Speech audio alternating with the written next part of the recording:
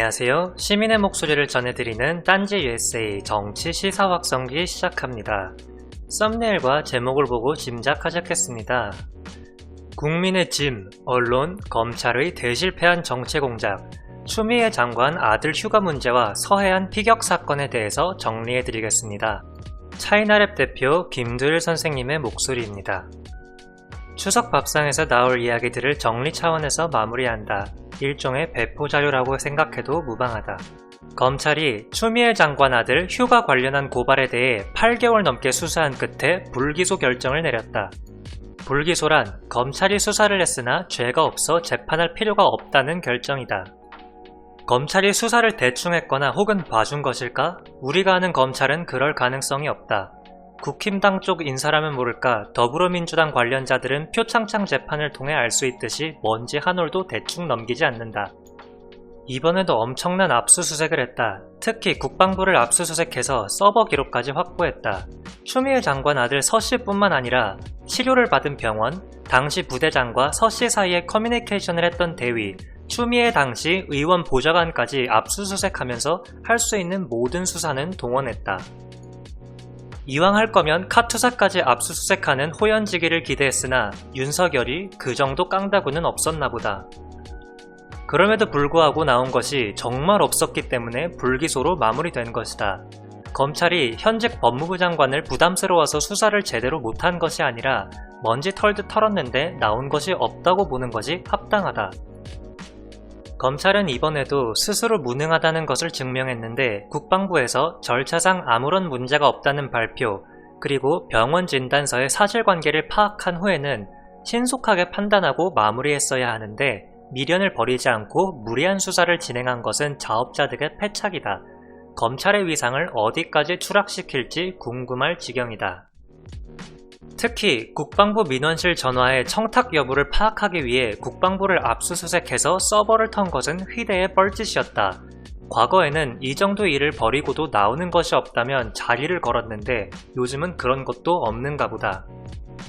이제는 검찰 민원실에 전화를 걸면 윤석열에게 청탁한 것이 되고 삼성 AS센터에 전화를 걸면 이재용에게 청탁한 것이 되어버리는 웃기지도 않은 논리를 만들어냈다.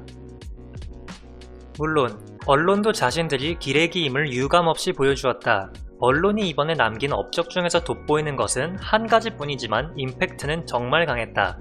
병장회의. 이것은 정말 창의적으로 멍청했고 그러면서 웃겼다. 단어의 조합이 정말 어울리지 않지만 난 이렇게밖에 표현하지 못하겠다. 오늘 해경은 서해안 북한군 피격 사건 사망자에 대해 중간수사 결과를 발표했다. 숨진 어업제도사 A씨는 항해사라 그 북은 조류의 방향도 잘 알고 때문에 남북이 헷갈릴 일이 없고 신발을 벗어놓고 헤엄칠 준비에 부유물과 구명조끼까지 챙겼고 3억 3천만원의 채무가 있었고 2억 6,800만원의 도박 빚이 있었고 4개월 전 이혼을 당했고 주변 동료들에게 돈도 빌렸고 급여는 가압류 상태이고. 별로 궁금하지도 않은 내용들이 공개가 된 이유는 월북의 정황과 첩보가 분명한데 안정적 공무원이 그럴 리 없다고 주장하는 국힘당의 태영호나 군사적 보복을 주장하는 자신도 월북의 경험이 있는 하태경 같은 이들이 언론을 통한 억지 주장을 멈추지 않았기 때문이다. 그렇지 않으면 해경이 굳이 이런 정황을 세세하게 공개할 이유가 없다. 너희 탈북자들과 미필자들 때문에 우리 군의 정보자산과 첩보자산만 드러났다. 이 와중에 김재련은 또 한 번 존재감을 뽐냈다.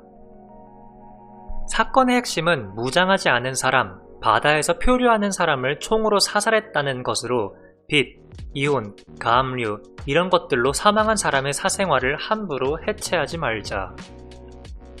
이런 언급을 한 것을 보면 김재련은 확실히 2차 가해가 의도적이고 전문적이라는 것을 알 수 있다. 지난번에 자신의 의뢰인에 대한 정보를 깐 것이 실수가 아니었던 것이다. 이런 사람이 변호사라는 것은 그를 대리인으로 둔 의뢰인들이 안타까울 뿐이다.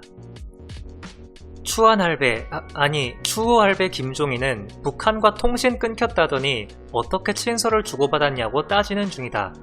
추호할배도 꼴이 많이 우스워진 것이 이번 사태에서 연이어 똥보를 차면서 평정심을 많이 잃었기 때문인데 그래도 억지가 많이 심하다. 북한에 사과를 요구하라고 주장했지만 정부에선 이미 사과를 요구했고 북한에서 이미 사과를 했다. 사과의 진정성이 없다고 주장했지만 외신에서는 의례적이고 의미 있는 사과라고 대서특필했다. 고심 끝에 통신 끊겼다더니 어떻게 친서를 주고받았냐는 것인데 이는 자신들이 정권을 잡으면 북한과 어떠한 교류도 하지 않을 것이라는 것을 자인한 셈이다. 절대로 정권을 잡아서는 안 되는 이유를 또 한 번 국민들에게 증명한 셈이다. 선거를 앞두고 북한에 총을 쏴달라고 부탁했고 NLL 가지고 남북 정상이 나눈 대화를 선거에 이용하기 위해 공개했으며 외교 기밀에 해당하는 한미 정상 전화통화 내용도 공개했다. 이게 국힘당이 지금까지 안보 관련해서 보여준 모습들이다. 이들의 생각 속에 무슨 국가가 있고 국민이 있다는 말인가? 정치적 이익을 위해서라면 나라를 팔아먹을 수도 있는 정당이다. 아, 예전에 일제에게 나라를 팔아먹었던 이들의 후손이라 그런가? 심지어 국힘당은 이런 주장도 한다. 국내로 데리고 와서 국내법에 의해 처벌토록 해야 한다. 이 주장만큼은 일정 부분 인정하고 싶다. 탈북자라도 북한법에 의해 다스려야 할 인간들에게 적용하면 어떨까? 태영호, 지성호, 박상학 등을 북한에서 요구한다면 송환해주라고 주장하고 싶다. 남북관계에도 도리어 도움이 될 것 같다. 추석밥상에서 추미애 장관 아들 휴가 이슈와 서해안 피격 사건으로 군부를 떼고 싶었나 본데 실패다. 과거에 비해 공작도 제대로 못한다.